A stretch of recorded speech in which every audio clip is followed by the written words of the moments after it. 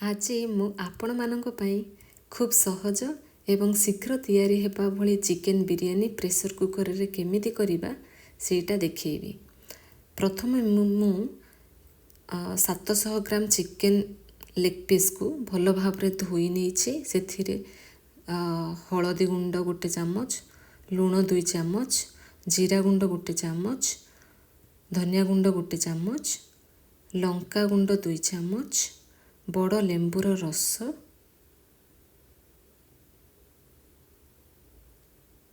ଦହି 2 ଚାମଚ,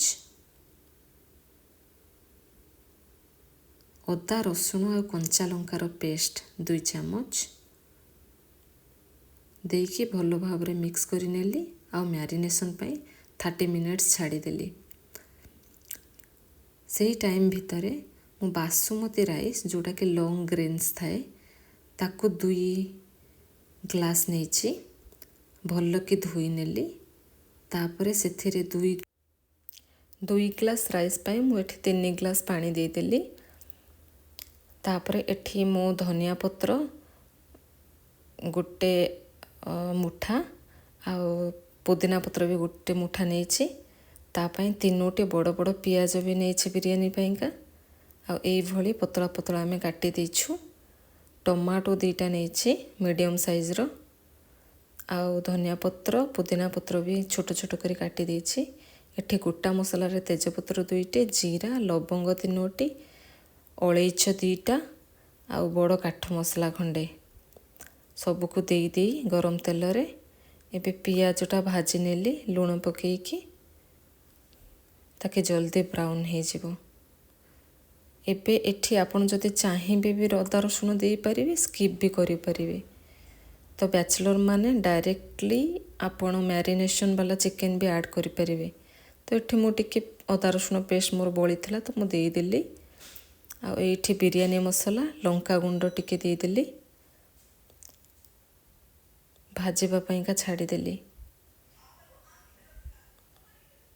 ତ ପିଆଜ ଜରି ହେବା ଯାଏ, ପିଆଜ ଅଦା ରସୁଣ ଜରି ହେବା ଯାଏ ଟିକେ ଆମେ ଭାଜିଦେଲେ। ଏବେ ଟମାଟୋ ଆଡ଼୍ କରିଦେବା।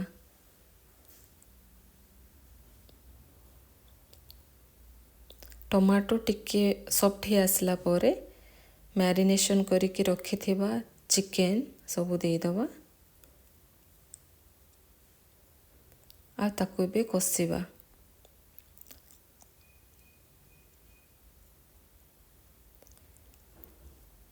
ଏବେ ଚିକେନ୍ ପାଣି ରିଲିଜ୍ କରିବା ଷ୍ଟାର୍ଟ କଲାଣି।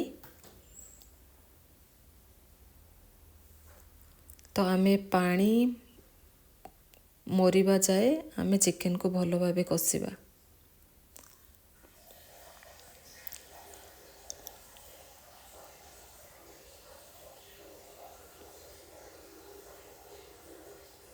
ଏମିତି ଘୋଡ଼େଇକି ମିଡ଼ିୟମ୍ ଆଞ୍ଚରେ ଘୋଡ଼େଇକି ଏଗେନ୍ ଓପନ୍ କରିବେ, ପୁଣି କଷିବେ, ପୁଣି ଘୋଡ଼େଇବେ। ଏମିତି ହେଇକି 50ରୁ 60 ଭାଗ ସିଝିଯିବା ଦରକାର ଆଉ ତାର ପାଣି ବି ମରିଯିବା ଦରକାର। ତ ମୋର ଏଇଠି ପାଣି ସବୁ ଚିକେନ୍ ପାଣି ସବୁ ମୋଷ୍ଟଲି ମରିଗଲାଣି।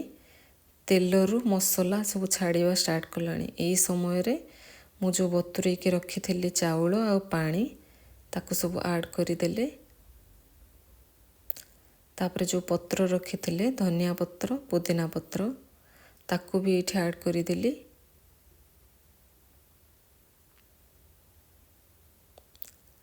ଆଉ ଏଇଠି ଲୁଣ ମୋର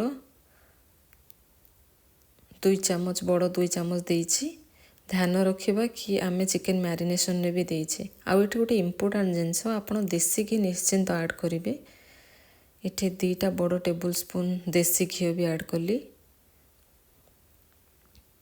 ଆପଣ ଚାହିଁଲେ ଏଇଠି କଞ୍ଚା ଲଙ୍କା ବି 2ଟି ଆଡ଼୍ କରିପାରିବେ।